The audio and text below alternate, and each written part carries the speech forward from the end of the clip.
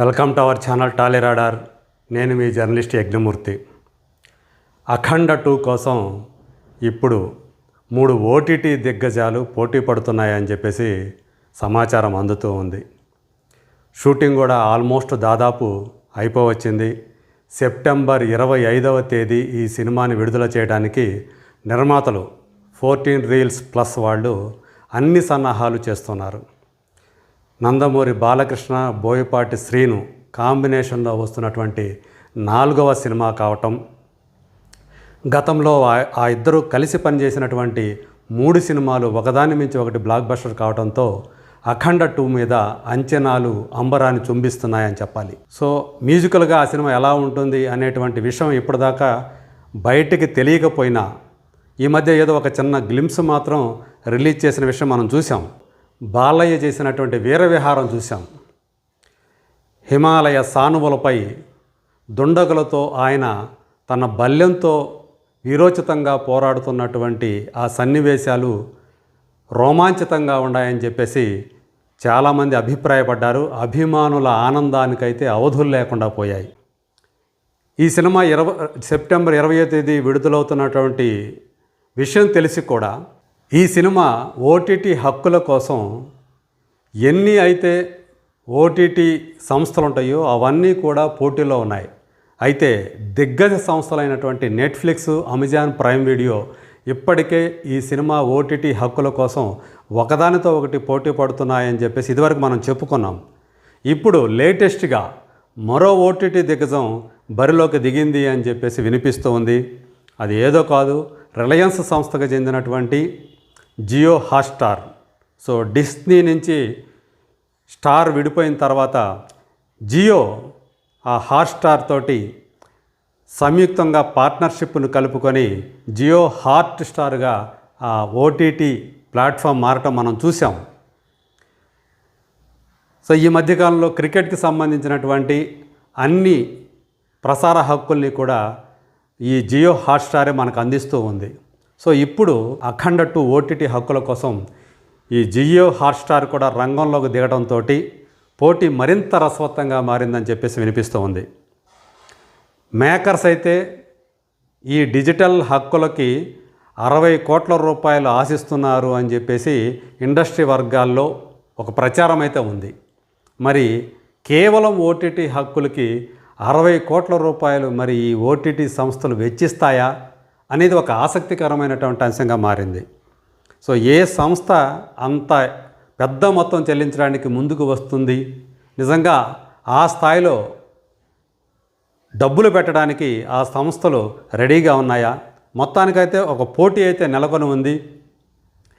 Netflix అయితే ఏ cinema block buster అయినా, ఏ సినిమాకి మంచి పేరు వచ్చినా ఆ సినిమా హక్కుల్ని కొనడం కోసం అన్ని సర్వ ప్రయత్నాలు చేస్తుంది. విశ్వవ్యాప్తంగా దానికి ఉన్నటువంటి ఆదరణ కానివ్వండి, దాని ఇమేజ్ కానివ్వండి, సో ఏ సినిమా వాళ్ళైనా సరే నెట్ఫ్లిక్స్కి తమ హక్కులు అమ్ముకోవాలని ఫస్ట్ ప్రయారిటీ దానికి ఇస్తూ ఉంటారు.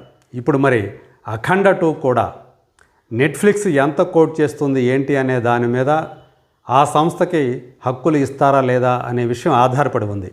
అభిమానులు అయితే ఇంతకుముందు అమెజాను, నెట్ఫ్లిక్స్ ఈ 2 పోటీ పడుతున్నాయని తెలిసినప్పుడు నెట్ఫ్లిక్స్కి ఈ హక్కులు ఇస్తే బాగుంటుంది అనేటువంటి అభిప్రాయాన్ని సోషల్ మీడియా ద్వారా వాళ్ళు వ్యక్తం చేశారు. మరి ఇప్పుడు జియో హాట్స్టార్ కూడా రంగంలో దిగింది కాబట్టి ప్రస్తుతం జియో వాళ్ళు పెద్ద మొత్తంలో అయినా సరే వెచ్చించి అఖండ 2 హక్కులు సొంతం చేసుకోవడానికి ప్రయత్నం చేస్తున్నారు అని చెప్పేసి మనకు అందుతున్నటువంటి సమాచారం. ఈ పోటీతోటి ఈ సినిమా హక్కులు ఏ రేంజ్కి వెళతాయి అనే దాని మీద ఇప్పుడు చర్చ నడుస్తూ ఉంది. మరోవైపు అఖండ 2లో ఆ అఖండ పాత్రని బాలయ్య చేసినటువంటి విధానం ఇండస్ట్రీలో ఇప్పుడు అది కూడా ఒక చర్చనీయాంశమైనటువంటి విషయంగా మారింది. సో అఖండలో ఆయన మనని ఒక కోణంలో చూసాం. ఈ అఖండ 2లో ఆయనలో ఉన్నటువంటి మరో కోణాన్ని కూడా ఇప్పుడు మనం చూడబోతూ ఉన్నాము. సో ఆయన విశ్వరూప నటన అనేది, విశ్వరూప నట ప్రదర్శన అనేది అఖండ 2లో మనం చూస్తామని చెప్పేసి ఆ చిత్ర బృందానికి సంబంధించినటువంటి వాళ్ళ దగ్గర నుంచి వస్తున్నటువంటి సమాచారం. సో ఎక్కువగా ఈ సినిమాలో అటు యాక్షన్ పార్ట్తో పాటు ఎమోషన్కి కూడా బోయపాటి శ్రీను అమితమైనటువంటి ప్రాధాన్యం ఇచ్చినట్లు మనకు తెలుస్తూ ఉంది. అందులో డ్యూయల్ రోల్ చేస్తున్న సంగతి మనందరికీ తెలుసు. బాలయ్య అఖండ కాకుండా ఇంకోటి మురళీకృష్ణ అనేటువంటి ఒక మోతుబరి క్యారెక్టర్ కూడా ఆయన చేస్తూ ఉన్నట్టు సంగతి. సో ఆ మురళీకృష్ణ కూతురు జనని అఖండలో చిన్న పాపగా మనం చూసాం. ఆ పాప సంరక్షకుడిగా అఖండ రావటం చూసాం. ఇప్పుడు జనని పెద్దదైంది, యుక్త వయసుకు వచ్చింది, అంటే పెళ్ళిడు వయసుకు వచ్చింది. మరి ఇప్పుడు మరోసారి ఆ జనని కోసమే అఖండ మళ్ళీ వస్తాడు హిమాలయాల నుంచి అని చెప్పేసి ఒక ప్రచారం జరుగుతూ ఉంది. ఒక భావోద్వేగపూరితమైనటువంటి అనేక సన్నివేశాల్ని దర్శకుడు కల్పించాడని చెప్పేసి మనకు తెలుస్తుంది. ఇవన్నీ కూడా ఈ భావోద్వేగ సన్నివేశాలు ఆడియన్స్ని కట్టిపడేస్తాయి. అలాగే అఖండ 2లో బాలయ్య ఆ నటన ఏదైతే ఉందో దానికి అందరూ కూడా ఫిదా అయిపోతారు అని చెప్పేసి తెలుస్తోంది. మన సంస్కృతి అన్నా, చరిత్ర అన్నా, మన వారసత్వం అన్నా బాలకృష్ణకి ఎనలేనటువంటి అభిమానం, భక్తి ఉన్నాయి.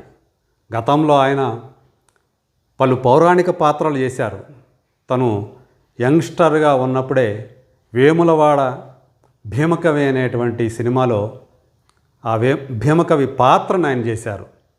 ఎన్టీ రామారావు గారు డైరెక్ట్ చేసినటువంటి సినిమా. అందులో రామారావు గారు కూడా ఒక కీలక పాత్ర చేశారు. కానీ టైటిల్ రోల్ పోషించింది మాత్రం బాలయ్యే.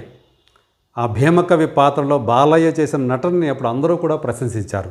దానవీర సూరకర్ణ చిత్రంలో, శ్రీమద్ విరాట్ పర్వం చిత్రంలో బాలకృష్ణ అభిమన్యుడిగా నటించి అలరించారు.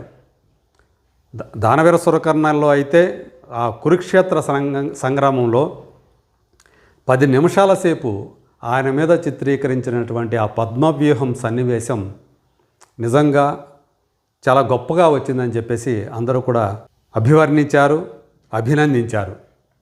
సో తర్వాత కాలంలో కూడా ఆయన పాండురంగడు సినిమాలో అటు పుండరీకాక్షునిగా అలాగే శ్రీకృష్ణ పరమాత్మునిగా 2 పాత్రలు భగవంతునిగా, భక్తునిగా కూడా నటించి అలరించినటువంటి బాలకృష్ణ. సో అలాగే శ్రీ తిరుపతి వెంకటేశ్వర కళ్యాణం, ఎన్టీ రామారావు నటించిన వెంకటేశ్వర స్వామిగా నటించినటువంటి ఆ సినిమాలో బాలయ్య నారదునిగా నటించారు. అలాగే ఎన్టీఆర్ ఆయన నటించి దర్శకత్వం వహించినటువంటి శ్రీమద్ విరాట్ పోతులూరి వీర బ్రహ్మేంద్ర స్వామి చరిత్రలో సయ్యద్ అలియాస్ సిద్ధయ్య, అంటే సయ్యద్ నుంచి సిద్ధయ్యగా మారినటువంటి ఆ పాత్ర చాలా గొప్పగా బాలయ్య పోషించారని చెప్పేసి పేరు తెచ్చుకున్నారు. అంతేనా, సంగీతం శ్రీనివాసరావు గారి దర్శకత్వంలో శ్రీకృష్ణార్జున విజయం అనే సినిమాలో ఆయన అటు శ్రీకృష్ణునిగా ఇటు అర్జునుగా ద్విపాత్రలు పోషించి అలరించినటువంటి చరిత్ర ఉంది ఆయనకి. అక్బర్ సలీం అనార్కలి చిత్రంలో అనార్కలి కోసం తండ్రి అక్బర్నే ఎదిరించినటువంటి ప్రేమికుడు సలీంగా ఆయన పోషించినటువంటి ఆ ప్రేమరసం, కరుణరసం అవన్నీ కూడా అందరి మెప్పు పొందాయి. ఇలా ఆ తరహా సినిమాల్లో గొప్పగా రాణించినటువంటి బాలకృష్ణ ఇప్పుడు అఖండ సినిమాలో సనాతన ధర్మం అలాగే మన సంస్కృతికి సంబంధించినటువంటి ఆ అంశాలతో కూడినటువంటి ఆ పాత్రలో ఆయన విజృంభించి ఆల్రెడీ ఇదివరకు నటించారు. ఈ సినిమాలో మరింత ఉత్కృష్ట స్థాయిలో తన నటనని ప్రదర్శిస్తున్నారు. సో రేపు సెప్టెంబర్ 25వ తేదీ రాబోతున్నటువంటి ఆ సినిమాలో మరోసారి మనం ఆయన నట విశ్వరూపాన్ని చూడబోతున్నాం. పైగా ఆ రోజు సెప్టెంబర్ 25వ తేదీన పవన్ కళ్యాణ్ సినిమా ఓజీ కూడా మన ముందుకు వస్తుంది. దానితో పోటీ పడి ఆయన మరి ఎంతగా ప్రేక్షకుల్ని అలరిస్తారో, ఆకట్టుకుంటారో.